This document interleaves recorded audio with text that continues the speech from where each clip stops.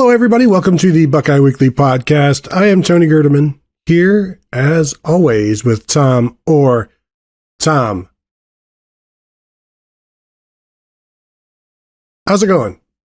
Well, Tony, normally in previous shows like this, as recently as a week or two ago, I said, no, it's not like normal, because this is an instant reaction show. However, we have done so many instant reaction shows in the last couple of weeks because Ohio State has gotten so many commitments. Tony, this is like always. We are here, like always, to tell you about the highly touted high school football prospect that Ohio State has just landed a verbal commit from.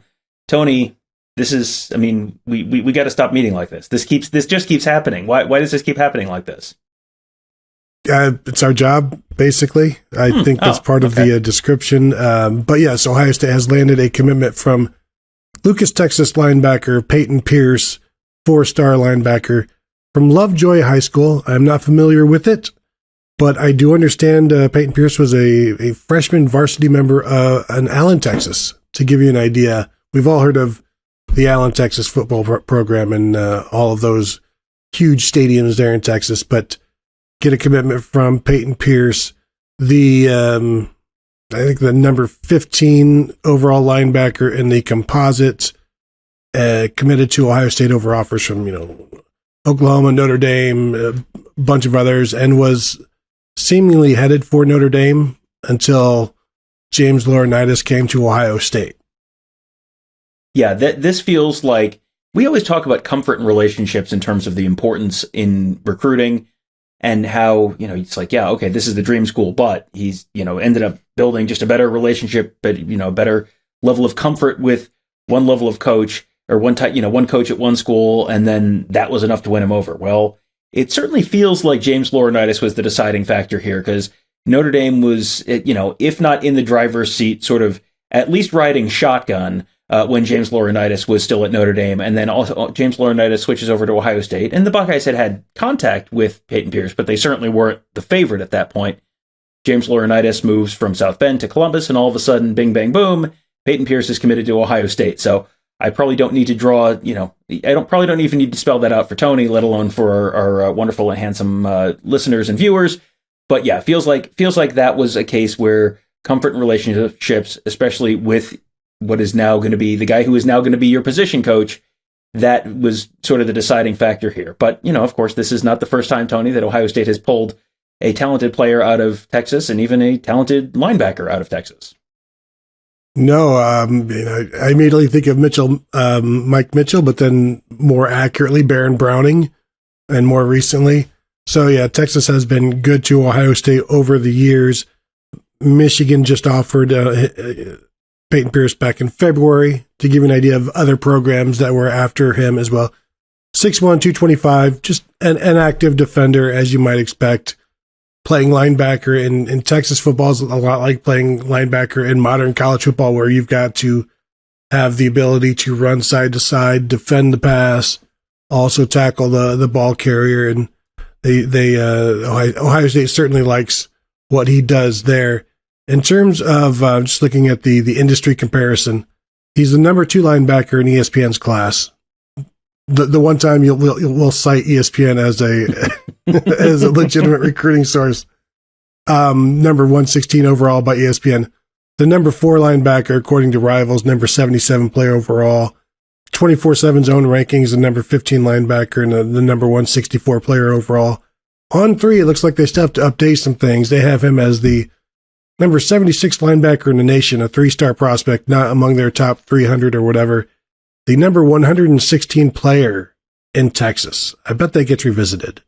It does feel like something that gets revisited because, someone, maybe it was Mark, talked about, someone he had talked to who said he might be the best middle linebacker in the state of Texas. And if you're the best middle linebacker in the state of Texas, you are probably not the 30th best prospect in Texas or the 15th best linebacker in the class overall.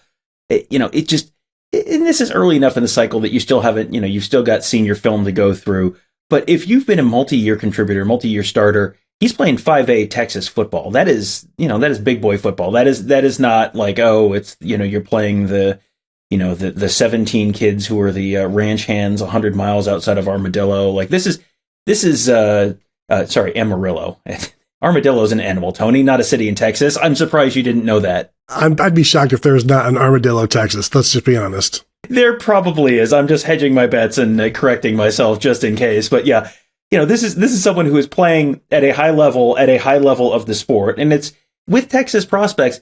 You mentioned Mike Mitchell, but you go back to the other guys that Ohio State has pulled out of Texas. J.K. Dobbins, Garrett Wilson, Jeff Okudah. Yeah, I mean, like the hit rate, Baron Browning, the hit rate of guys coming out of Texas is generally pretty high because it's not like you're pulling some of them out and it's like, well, this is a guy who's done it in camp, but can he do it against a high level of competition? You've seen it. You're seeing it. Jackson Smith and Jigba did it at a very high level of Texas football. So you've already seen it's not quite such a big jump from that level of high school football to Big Ten football. It's it's still a jump, but it's not quite.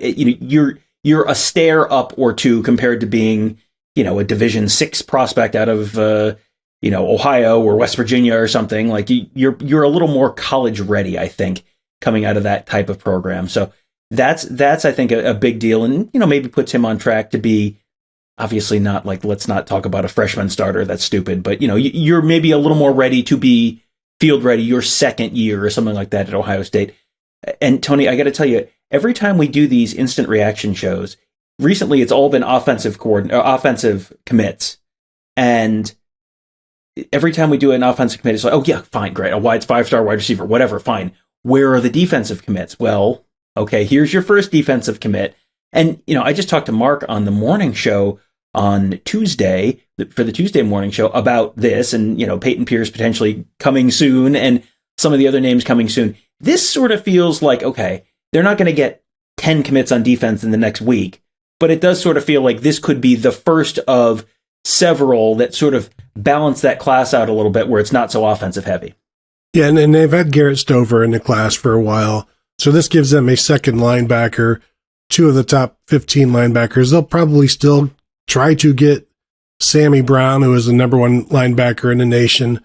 I know they've been after Kingston Viliamu-Asa from St. John Bosco, California. He was the first 2024 prospect Ohio State even offered way back when. So they're probably still going to try to, if the top guys want to come in, they'll find room. And again, this is now the 10th commit and only two are on defense. So there's plenty of room. I do think you're going to start to see a run on some corners and some defensive backs here for Ohio State. But in this 4-2-5 defense that Jim Knowles likes to run, you've got two linebackers now in this class. Last year's class wasn't inundated with linebackers. You had Arvell Reese, and we'll see. I still think maybe Jaden Bonsu might end up as a linebacker. He's kind of a big safety. See where he ends up. But they're not overloaded in terms of linebackers, which means you've got to hit on the guys that you do get. And the same thing all over that defensive side of the ball, especially in that front seven. I think we're going to continue to see some corner. When you've got a good year of corners like Ohio does, and they're also in on Miles Lockhart from Arizona, who's one of the top guys, they feel pretty good. I think everybody else would start feeling better once some of the front seven, some of that front four start hitting in this class. Yeah, the secondary, it's weird to say with no one actually committed in the secondary at the moment officially, but they look like they're in decent shape. I mean, they just had a big safety class last year, so safety's not as much of a concern this year. They're running some guys. There's at least one that seems like he's seemingly on the verge of being ready to commit at any given moment. But the cornerbacks, I mean, Aaron Scott out of Springfield, Bryce West out of Glenville, those are two really, really high level corners that you got in state that all of us, you sort of heard Michigan people getting a little optimistic about them. And then it seems like that has kind of gone away now. And they're sort of back in the very likely Ohio State column. Miles Lockhart maybe being the slot corner in that class. All of a sudden, boy, that's a strong 3-man corner class. You add a safety or two. You have now Payton Pierce at linebacker, and maybe add another one. And then it really does just leave the front four. And that's a spot where last year Ohio State looked like they were in great shape for, they got Joshua Mickens, and then they were in pretty good shape to land at least 1 to 2 of Damon Wilson and Mateo Uiagalelei and Keon Keeley, and then ended up going 0 for 3 on those. So now defensive end is a real position of need this cycle because you're losing JT Tuimoloau after this year, more than likely. You could lose Jack Sawyer after the cycle, after this class, because those guys are both draft eligible. So, and Kenyatta Jackson and Caden Curry and, maybe Amari Abor, those guys are all coming along, and Josh Mickens hasn't even stepped foot on campus yet in terms of actually being a officially enrolled student. So, we'll see how that goes, but there's not a lot of depth there. So you're going to have to bring in not only a good defensive end class, but potentially a deep defensive end class. You may be looking at 2 to 3 of those guys at least at end. So that's going to be, now that everyone is potentially stepping back a little bit from the ledge as far as the back seven, Tony, is it time to panic about defensive line recruiting? I don't want to say no. Never want to say no. But Miles Lockhart, for those of you who don't know, out in Arizona, top 200 player, and he's a little shorter. He's like 5'10", which is another reason why I think a lot of people see him as that corner slot safety guy. I believe he is, he's committing, July 6th, I guess. So he's a summer guy.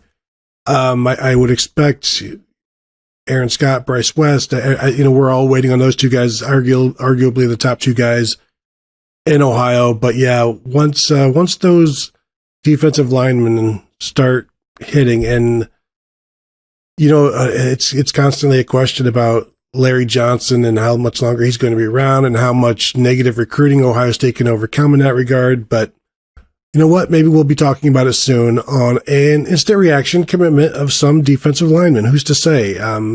Perhaps if everybody is patient, that will happen. Tom, anything else regarding the commitment of Payton Pierce?